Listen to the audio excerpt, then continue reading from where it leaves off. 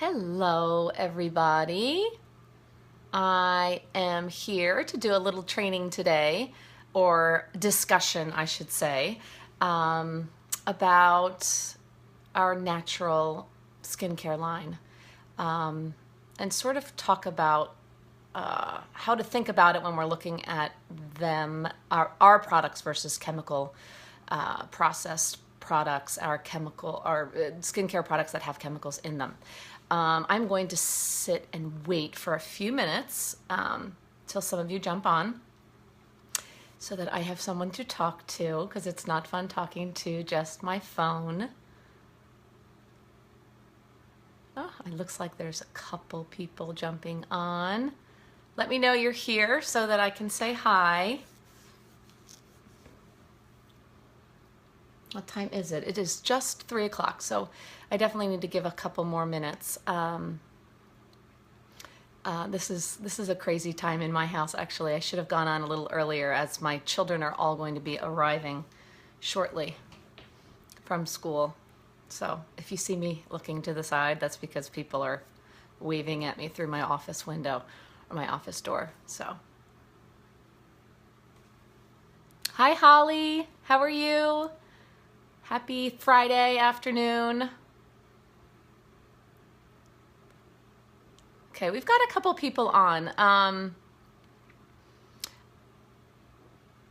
Let me give you guys another 1 or 2 more minutes, and then I'm going to get started, just because I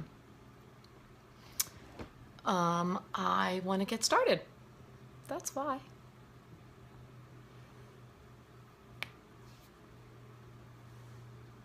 Loved you last. Oh, thank you. Can you quickly quickly about what to use for large pores? It's funny that you're asking me about that, because my daughter just said that to me this morning. She's like, "Mom, my pores are," she's 14. My pores are so big, and I don't know what to do. And she's 14, so she's fighting all the lovely stuff that 14-year-olds do. But I'll tell you what works really, really well, I think, is the Mask of Zen. There's something that drying on your skin, I mean, do it as a full mask, that helps shrink the pores, sort of pulls out some impurities, and I find that it's great for shrinking pores. Hi Sarah, good to see you virtually. I miss all you guys. Are you going to Mexico?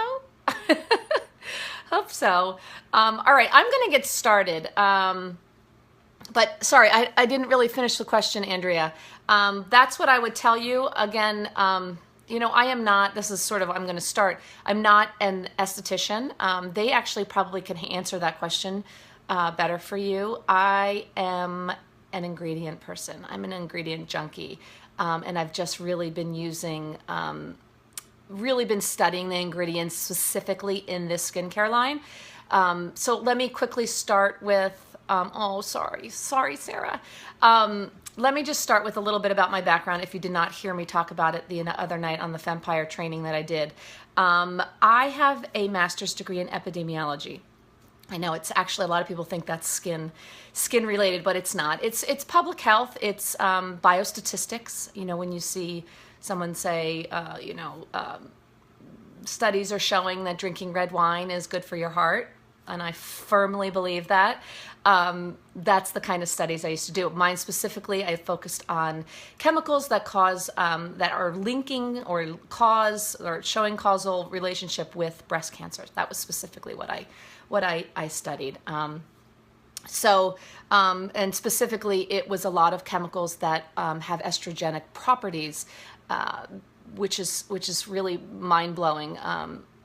So, you know, they're linking that kind of stuff to breast cancer. So that is my background. I am not I do not have a skincare background. I just really threw myself in wholeheartedly into our skincare line when I started this business, only because I'm interested in that part. I love our skincare line. It has literally changed my skin. And so I am the first person to say, you know, why wouldn't you? And that's sort of what I want to say. So some basic notes before I get into. I'm going to try to make this not completely technical, but in the end, when we're talking about chemical products and chemical processes, when you're developing a skincare line versus a natural developing, there is some technical stuff to it. So I don't want you to try to like memorize what I'm saying, but get an idea of how you would approach somebody or how you would speak to somebody who is asking questions about, well, why wouldn't I use Cetaphil? What's wrong with that? My dermatologist recommended that. That's the kind of stuff I want you to sort of take from this. Something, again, Michelle said it and I said it the other night, something to keep in your back pocket as extra information. Just to have the information to feel knowledgeable when someone asks you a difficult question, that you do have the answer for that. So some basic notes. The debate continues to this day. You can find research that tells us that our skin is impenetrable. That is why we have it. It does not absorb a lot when we put it on our skin. And there are just as many people that say that, in fact, a lot does absorb into our body, and I am a true believer of that. And that's actually been proven. I mean, we all know that there are medications offered via skin patches or gels. You know, our body does absorb. There have been statistics out there or percentages out there that say that our body absorbs 60% of what we put on our skin. You know, it's hard to say that well, let me I'll talk about that 60% in a minute, but some other basic points. You know, knowing, as I said, knowing the chemicals that are out there, the chemicals that are in other skincare products are very, very important. But this, and I want to emphasize this is not how we are selling our products. And I don't want you all going out there scaring people into buying LimeLight. That's not, our products are great enough standalone to not have to bash other products that have these horrible, harmful chemicals, have these horrible chemicals in them. So, you know, it's again, it's just for your information. It's just as ammunition in case you do need it, in case people ask why you know, why this is better, why not use the chemical products, which actually do produce results. You have an answer, and you have a good answer, and you have an educated answer. So, so that's that. That said, not everyone is your customer. I go into every party that I do knowing that sometimes someone's not going to be our customer, and that's okay. I mean, honestly, if there's a lot of people out there that literally have taken any kind of a chemical out of their life completely. They shouldn't be using any of this. They should be, you know, processing their own, creating their own soaps and putting beet juice on their lips as a lip color, and there's a lot of women out there like that. And that's, so just also know that it's okay. Not every single person is going to be our customer. And technically, any ingredient taken out of its natural state and processed at all is considered a chemical. So, I do sometimes still say chemical free. I prefer to say that our line is free from harmful chemicals. There is a difference, but it's sort of annoying to say free from harmful chemicals. It's easier and more fun to say chemical free. And it's okay to say chemical free. It really is. Living like after, yes, right, yes. Okay, so I started to say that there's numbers that go out there, like that 60% of what we put on our skin is absorbed into our skin. It is, we do know that chemicals are absorbed into our skin. We do know that. There are definitely people out there who say it's just chemical molecules are way too big. But it's not true. We do know that it is. The percentages is what I believe is debatable. There's so many factors that fall into play when you're talking about how things absorb into our skin, including the skin temperature, the the concentration of the chemicals in the product, the length of time it's on your skin, the area of the body that is exposed to the product. There's so that if your skin is damaged, the integrity of your skin, is it damaged or is it intact? Is it healthy skin? That's going to change how something gets absorbed as well. So there's so many things. So it's not in my mind, and I'm hoping I can prove that to you in all of our minds. In my past life, as I say, proved for sure that in fact our skin does absorb what we put on it.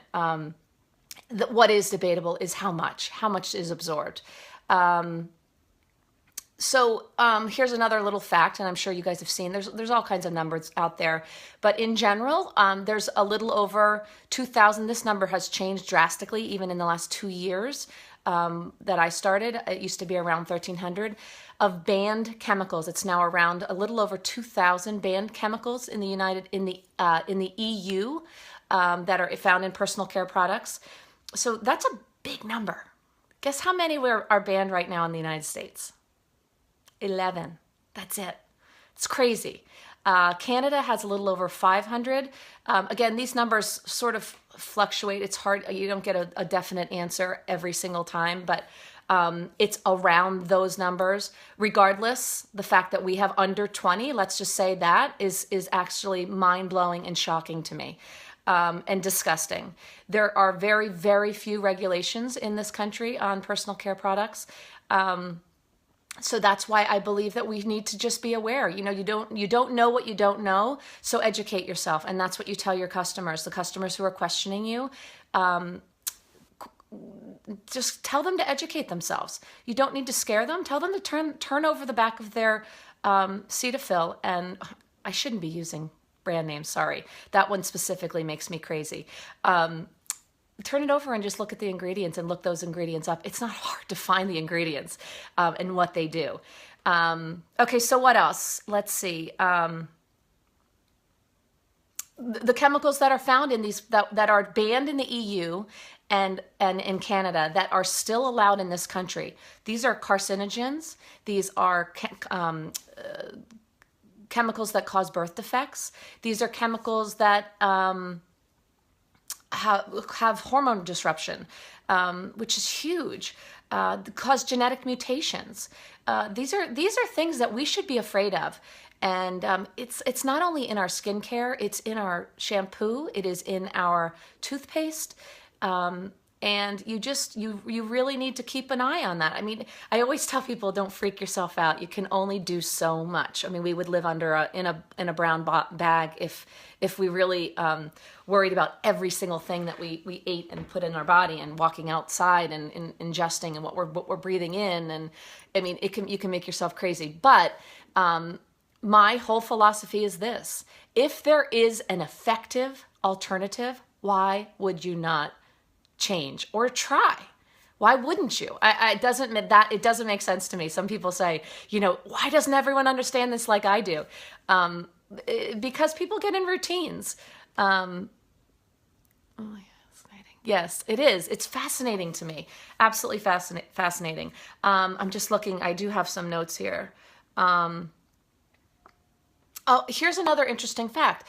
Right now, and this is something really important to recognize. Right now, especially in this country and in Canada as well, not so much in the EU. They are very strict about clean products and clean ingredients. But currently, the industry can claim that a product is natural, even if it has chemicals such as formaldehyde, which is a known carcinogen, and a chemical like the 1,4-dioxide, which is horribly terrifying.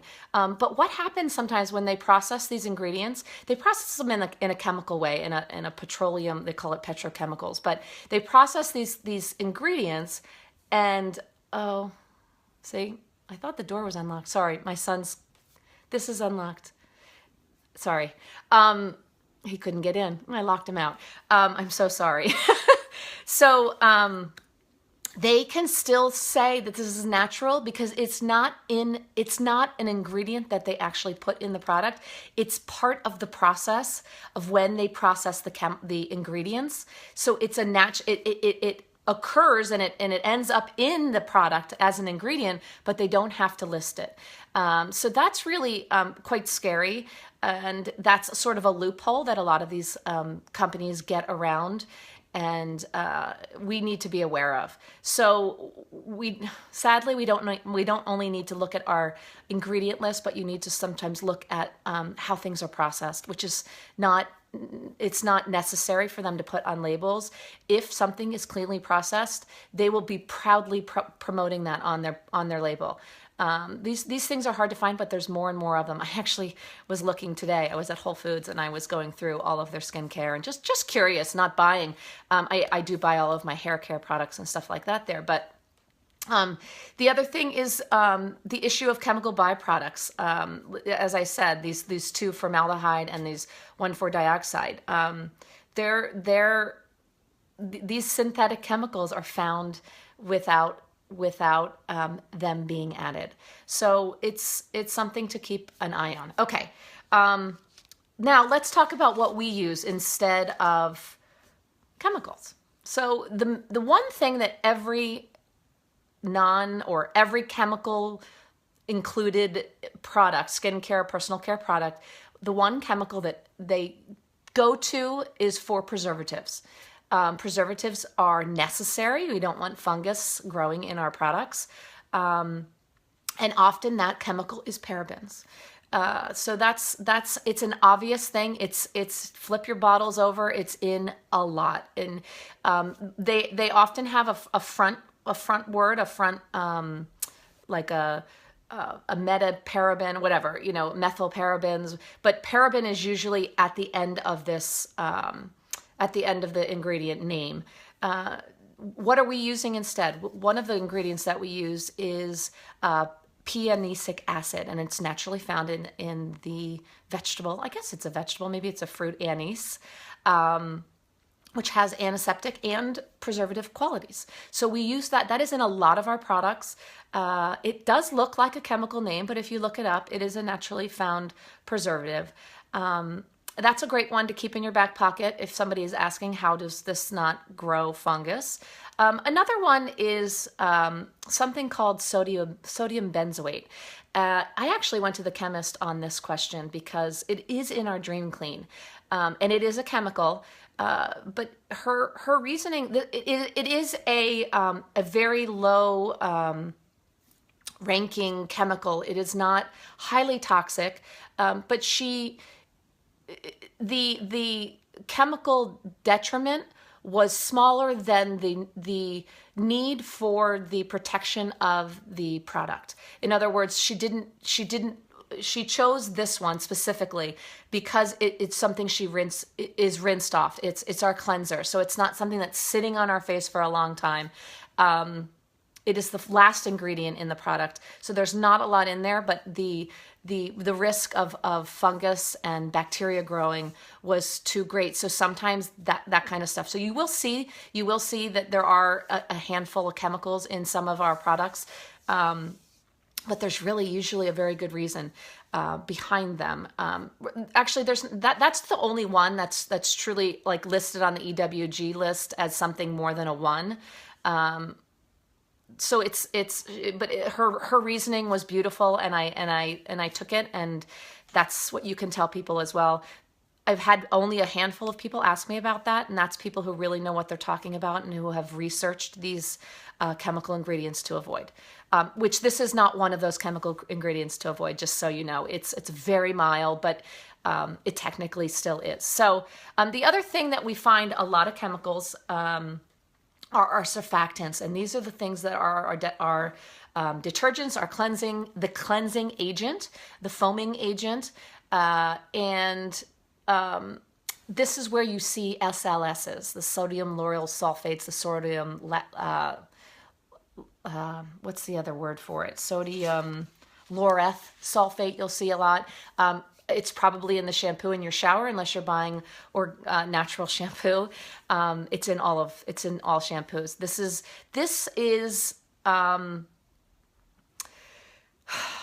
This is the one thing that's really in everything, and the one thing that is amazing that we have found. And there are so many alternatives to this naturally. What do we use instead of these SLSs? We use the cocoa glucoside, the sodium cocoa glucoside, glutamate, and the sodium lauryl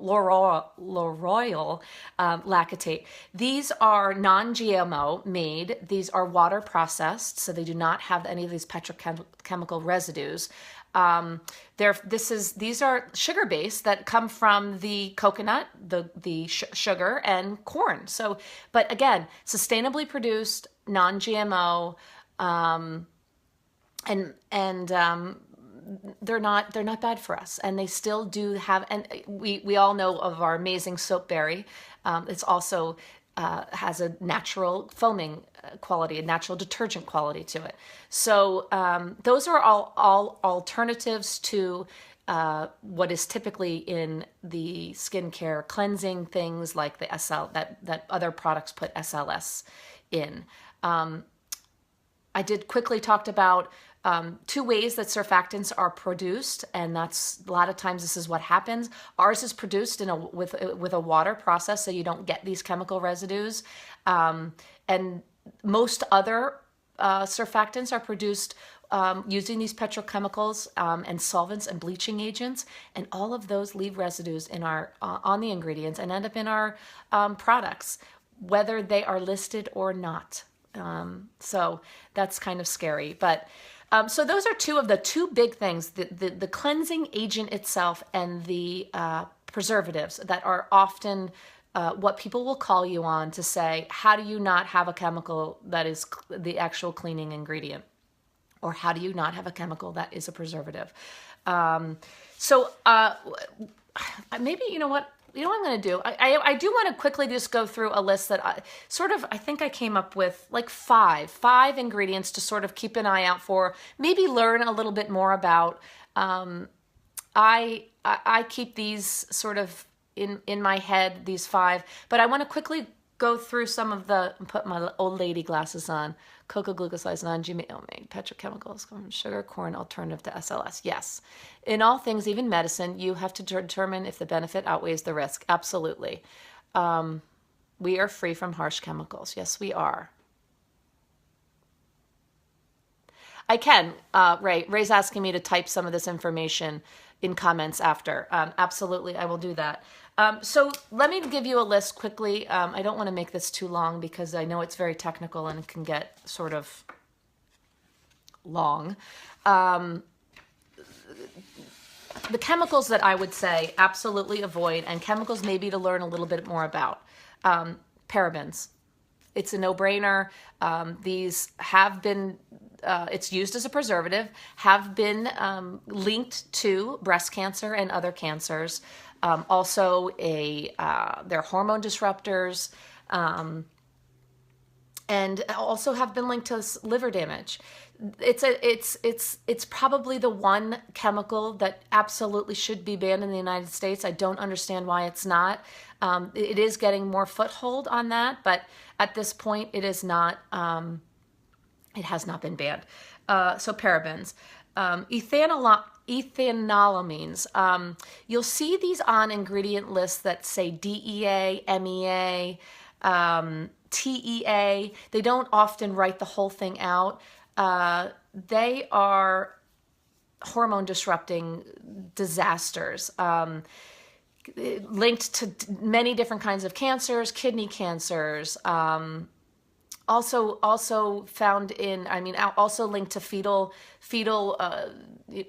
genetic malfunctions and fetal disorders, and so it is going into our system, and it is penetrating through into our bloodstream. These are surfactants as well, and it's in many of our competitors' lines. I do have a list. I actually went through about 10 different lines. and went through all of their products. Not all of them, but I picked like 4 from each line to see who had what in it. It's an interesting list, to say the least. So that's that. That's the other one. The PEG compounds, polyethylene glycol. This one actually is kind of a scary one. It's used as a thickener or solvent. This is also the main ingredient in oven spray cleaners because it kills grease. It breaks through grease. It totally makes sense that you'd want to put it in your skincare, right? But I actually have told a customer or two that because it's in everything. Polyethylene glycol. It will often just say PEG. And it's in a lot of very, very, very well-known products. Okay, the other one is propylene glycol. This is another solvent. I've used this one too. This is the active ingredient in antifreeze. It is in a lot of skincare. It's in hair care. It's in toothpaste. It's in deodorant. Polypropylene. No, I'm sorry, just propylene glycol. Very scary. Again, in some very, very well-known product lines. So I went through parabens, the ethanolamines, DEA, and MEA. You'll see them like that. The propylene glycol, the PEG compounds, which is the polyethylene glycol, and I already mentioned the sodium lauryl and sodium laureth sulfates, the SLS. So you'll see products that say SLS free now. That is becoming very big and very popular, which is wonderful. These are extremely toxic. I mean, it's linked to cancer, proven carcinogen. These were used originally, these are chemicals that are used to clean the garage floors in I know, it's awful. In the auto industry, it's again it breaks through grease.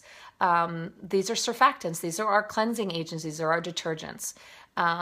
They have nitrosamines in them, especially when they're processed, which is a deadly, very well-known form of well-known carcinogen.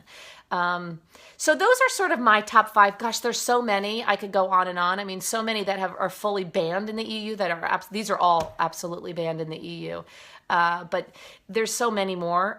You can do some Google searches and find there's lots of lists out there. But just educate yourself on some basics.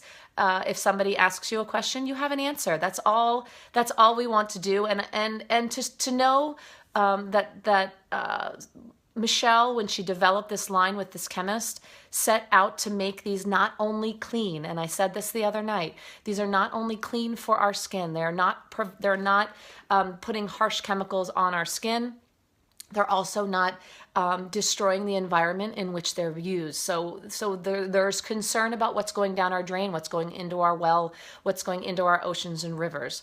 And finally, that it's cleanly processed. So there's, you need to think about, I mean, that's a huge difference of this company. Our ingredients are sustainably processed and grown. I can't go into all the details. Michelle went into it on her live. I did a little bit on my live the other night. But it's important. That's a big distinction with this company. We have found some amazing, amazing alternatives to the chemicals that are found in most of what is out there for us to use on our skin and in our hair and on our teeth. So I hope this was helpful. If you guys have any questions, I'd be happy to answer some questions. We have so much to be proud of and thankful for. Yes, we do. Clean process, sustainably processed and grown. Yeah, that's a big difference, and that's something I would definitely sort of remember because that's an important part as the world starts to change more to this natural way of living.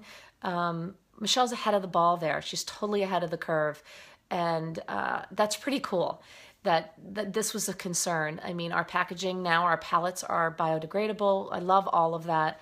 So it's we're riding in the right boat at the moment, I think. How many are banned in the different places? So I said around 2,000. It's probably a little more than 2,000 in the EU, banned ingredients. There's more. If you go into banned and restricted, it's much more than that. And then in Canada, it's a little over 500. Here in the United States, you can find numbers 11, you can find 14. I always just say under 20 at the moment. That's going to change, I hope. So it's a huge discrepancy and quite scary. And in general, that the regulations here in the United States, there's virtually no regulations for this industry. So that's another sort of point that you can remember. Again, about packages and biodegradable. All of our everything, all the palettes, everything you receive the makeup in is biodegradable. The cardboard little boxes that the concealer and foundation and blushes all come in. It's all biodegradable packaging. Our skincare is tested. Our skincare packaging is tested, heat and cold sensitive, so that none of what that is made from and leaches into our products, so that you can be sure to tell anybody who says, oh, this is in a plastic bottle, how can I be sure that this is not? It is tested and tested and tested, which is why it takes so long for new products to come out. She tests them in heat, she tests them in cold, she tests them over time. I shouldn't say she. Michelle's not. She's not testing them herself, but the chemists and the companies that produce these are doing that. Let's see what else. Sorry, I'm going to put these on. Will LimeLight create a shampoo and or a conditioner? I don't think she wants to get. I can't answer for that. I never do that. Super neat. I can't answer that question. No time soon. I think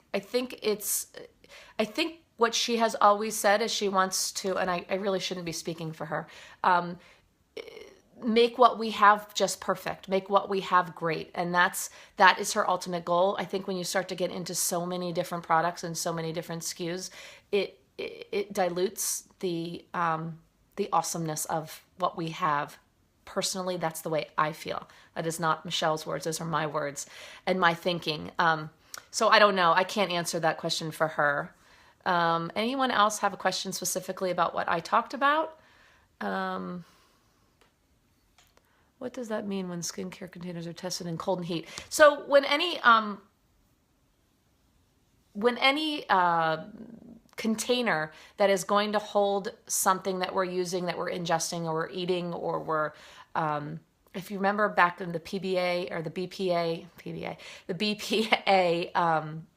craze, when they were finding it in baby bottles, they were finding that the chemicals used to create the plastics were leaching into the products that were inside those plastics. So they are tested. They put a product in the. I don't know the exact process of the testing, but they just make sure, putting in extreme heat, does any of the ingredients in this plastic bottle leach into a product inside if it sits in somebody's car for 2 days. And vice versa, if it sits in somebody's car for 2 days or 3 days or whatever, however the testing goes, if it's been freezing for a while. So that's what I mean by testing. Our makeup has large particles and does not penetrate into the bloodstream. That's correct. Yep. Ray, that was good. Yes. Skincare. Okay. Anyone else? Conversation. I'm gonna sign off, but please just ask more questions. I'm happy to answer if I can. Anything you have, and I hope this was helpful. Happy to jump on when I can. I'm sorry I'm not on this page more. I'm just keeping my head above water with all my other pages, but please reach out to me if you have any questions. There's a lot of amazing skincare experts here in this company, and I know we can all work together to get these questions answered. So everyone have an amazing weekend, and I hope this was helpful. Thanks for being with me. Talk to you soon. Bye.